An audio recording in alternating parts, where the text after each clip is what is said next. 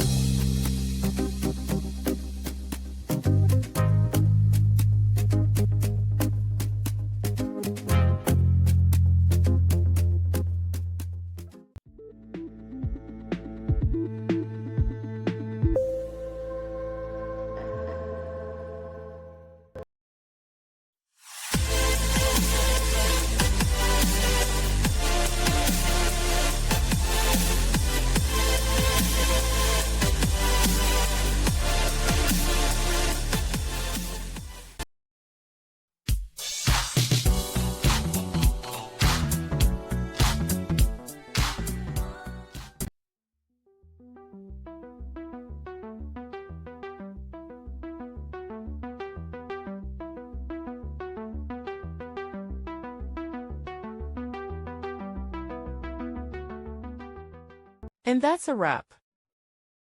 I hope you found the answer you were looking for. If you did, take a second to hit that subscribe button. It really helps out. And let me know in the comments which solution worked best for you. See you next time in the debug zone.